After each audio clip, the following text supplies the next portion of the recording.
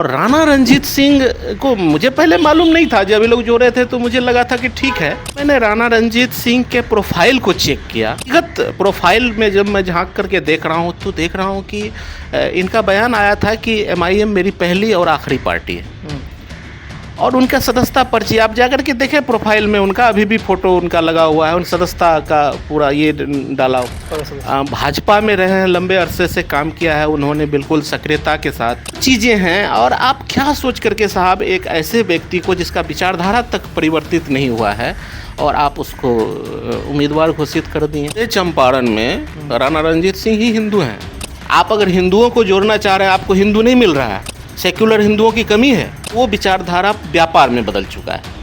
संतोष जी, आपसे ये जानना ही चाहेंगे, सीधा हम सवाल पे आते हैं कि अभी कुछ दिन पहले आपने अपने सोशल मीडिया अकाउंट्स में बहुत सारे पोस्ट किए। आप हमेशा पोस्ट करते रहते हैं कुछ कुछ मामलों में, लेकिन एक पोस्ट खास था।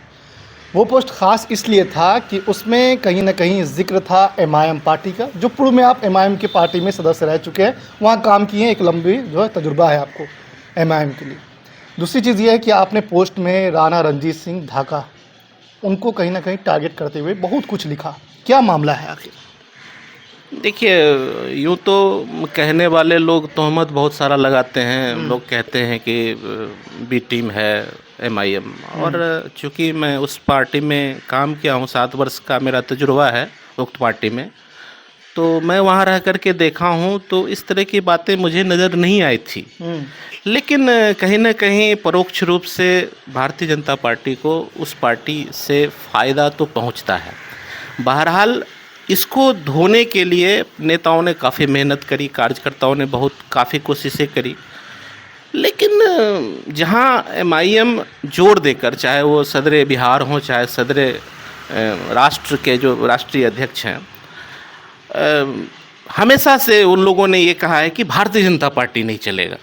मतलब भारतीय जनता पार्टी को हाल फिलहाल में आदिल भाई का भी बयान था कि वहाँ बायसी में कोई उनके प्रखंड अध्यक्ष थे जो कुछ ऐसा बोल दिए थे, तो उन्होंने कहा था कि बीजेपी नहीं चलेगा।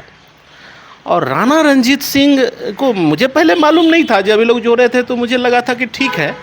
लेकिन जब मैंने राणा रंजीत सिंह के प्रोफाइल को चेक किया, ये तो मुझे पता ही था पहले से कि उनके भाई भारतीय जनता पार्टी के न सिर्फ विधायक है बल्कि सहकारिता मंत्री भी हैं।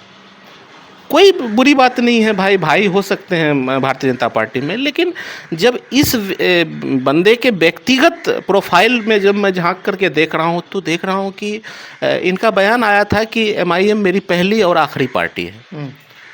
और उनका सदस्यता पर्ची आप जाकर के देखें, प्रोफाइल में उनका अभी भी फोटो उनका लगा हुआ है। उन सदस्यता का पूरा ये डाला हुआ है। भाजपा में रहे हैं, लंबे अरसे से काम किया है उन्होंने, बिल्कुल सक्रियता के साथ। और जन सुराज में उनका लंबा कार्यकाल रहा है। लेकिन हर जगह देखने के बाद में अंत में एमआईएम में आते हैं और वो दिखा रहे हैं। मुझे कोई आपत्ति नहीं है, आप भारतीय जनता पार्टी के लोगों को जोड़ लीजिए, प्रॉब्लम नहीं है। लेकिन विचारधारा की बात होती है ना। एक बंदा, आप रंगों से ये साबित करना चाह रहे हैं, आपको उनके तमाम चीज़ों को देखिए, लाल रंग हरे रंग में वो विभेद आपको स्पष्ट नज़र आएगा। बंदे में एक जो संघी सनकी होती है वो दिखाई देगा। ये नया शब्द बोल रहे आप, संघी? हाँ, संघी सनकी है। अच्छा। मतलब आप देख सकते हैं कि एक भारतीय जनता पार्टी के अक्सर लोगों में आपको सनकपन नज़र आएगा। वो चीज़ें हैं। और आप क्या सोच करके साहब एक ऐसे व्यक्ति को जिसका विचारधारा तक परिवर्तित नहीं हुआ है और आप उसको उम्मीदवार घोषित कर दिए हैं, ये मुझे समझ में नहीं आया। और आप दूसरी तरफ कहते हैं मैं भारतीय जनता पार्टी से इतर काम कर रहा हूँ। एमआईएम वाले मिसाल देते हैं कि हमने एक हिंदू को जोड़ा है, एक राजपूत को जोड़ा है, उनको टिकट दिया है। हम पे जो इल्ज़ाम आप लगाते हैं क्या मुसलमानों की पार्टी है, हमने वो दाग धो दिया।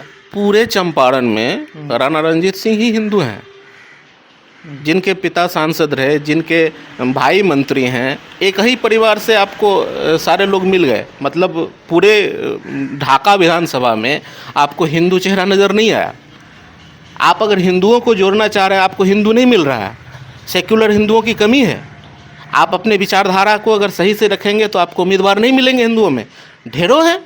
लेकिन सवाल ये है भाईजान कि पार्टी में जो हम लोग शुरू में जब पार्टी में थे तो उस समय जो विचारधारा हम लोग को नज़र आई, अब वो विचारधारा व्यापार में बदल चुका है। अब कहीं ना कहीं बात बिजनेस की है। बिहार को इन लोगों ने एक व्यापार हॉब समझ लिया है। यहाँ के लोग कम पढ़े लिखे हैं, उनको ऐसा लगता है कि कम पढ़े लिखे होने का मतलब ये नहीं है कि उस राजनीतिक समझ नहीं है। यहाँ के लोगों ने इतना मार खाया है, इतना शोषण हुआ है कि यहाँ के लोग बिना डिग्री के उतने समझदार हो गए हैं। वो लोगों के आंखों को देख करके पढ़ सकते हैं कि आपके अंदर में क्या चल रहा है। आप हिंदू उम्मीदवार चुनिए ना, ढेर हिंदू मिलेंगे आपको। सेक्युलर हिंदू इससे पर ही तो हिंदुस्तान का ये अस्तित्व भी टिका हुआ है, वरना इन धार्मिक लोगों ने तो, जो ये तथाकथित धार्मिक लोग हैं, इन लोगों ने तो बर्बाद करके रखा है। एमआईएम वालों का कहना है कि हमने उस सीट से उनको उम्मीदवार बनाया है जहां अक्सरियत मुस्लिम बहुल सीट है।